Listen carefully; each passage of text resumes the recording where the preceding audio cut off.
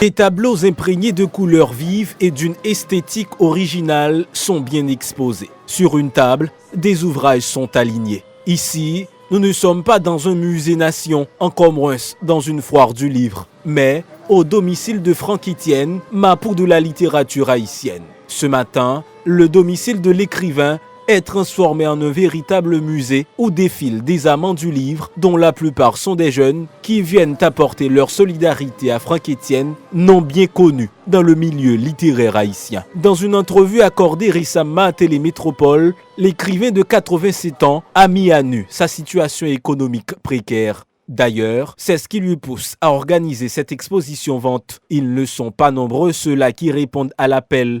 Mais ils sont heureux de pouvoir participer à cette activité à l'idée de supporter le professeur Franck Etienne. C'est un honneur pour eux de lier connaissance avec ce ténor de la littérature contemporaine. Un honneur lié pour moi pour Kavin Franck.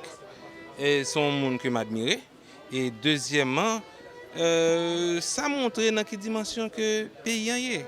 C'est pas tout le monde qui toujours Franck Etienne, soit pas écrivain, ou pas artiste, ou pas proche. Nous pas des amis, je pense qu'on y a nos amis parce que les dit que passer n'importe là, les bons numéro de téléphone, ça sont plaisir pour moi, c'est une richesse, vous comprenez?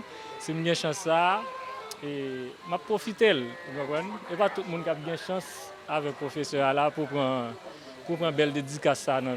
L'auteur de Mur à crever est aujourd'hui économiquement crevé. Personne n'aurait imaginé une telle situation. Ce jeune citoyen présent à cette activité dénonce l'absence d'une politique culturelle dans le pays. Il critique l'actuel ministre de la Communication et de la Culture, Emily Prophète, écrivaine de son état, qui semble avoir perdu ses livres, comme le fameux Territoire de Village de Dieu. Tout le monde culturel là, apprécier, connaît, battre bravo pour lui, c'est dans la dimension ça que nous-mêmes n'a parlé. Ça qui fait plus mal dans la question ça. Et monde qui présentement qui c'est ministre culture là, c'est on écrivait même Javel. Côté politique culturelle là, il y a dans le pays ça. Mais quand même, on m'a pour qu'on ça nous pas doit battre traitement ça. Emily Prophète pas monter que dans la dimension ça. D'ailleurs, c'est Folta qui a toujours pris Franck comme un mentor. Si sur les réseaux sociaux, certains internautes critiquent Franck Etienne d'avoir exposé au grand public sa situation économique précaire, ce commissaire de police, croisé à l'exposition, salue le courage de l'écrivain qui n'a pas caché sa situation économique exécrable. Pendant le patrimoine, si il n'a pas dit nos nécessités, le monde doit toujours passer là pour dire là, c'est le professeur Franck Etienne.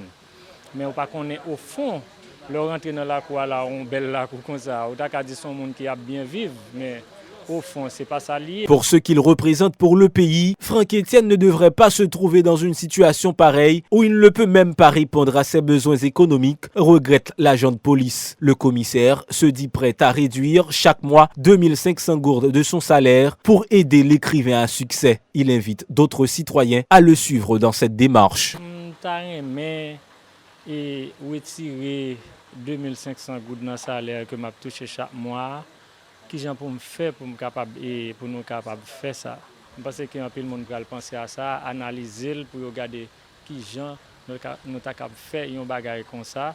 Et c'est pas moi-même personnellement qui va venir comme professeur cap ballon bagage, mais on t'a capable faire un bagage formel pour que nous connaissions professeur Franck Etienne, la nation haïtienne besoin, il t'a capable de faire une structure qui vous dit que tout ça professeur a besoin, structure ça lui doit répondre avec tout besoin professeur. Dramaturge, poète, écrivain, peintre, professeur, Franck Etienne a plusieurs cordes à son arc. Il est l'un des plus grands créateurs littéraires haïtiens. Franck Etienne est toujours prêt à accompagner les jeunes écrivains. Bonnel Auguste est poète. Il se souvient comment Franck Etienne l'avait accompagné lors de la publication de son premier recueil de poèmes. Franck Etienne qui écrit 4e de couverture là à côté, monsieur vraiment fait une 4e de couverture qui est très élogieuse, je dis Bonnel Auguste, c'est un premier écrivain, philosophe, littérature créole. Vous comprenez, il écrit premier livre, au jeune Tiboy, on peut être devant Mapou, devant géant qui dit ça de haut, trembler au moins est-ce que c'est vrai? La réalité de Franck Etienne confirme l'idée vieille comme le monde de l'art ne nourrit pas son homme. Ceux qui refusent de regarder la situation haïtienne par le petit bout de la lorgnette verront indubitablement que c'est l'art de ne rien faire des soi-disant autorités qui pourrit la vie de la population, voire de nos artistes.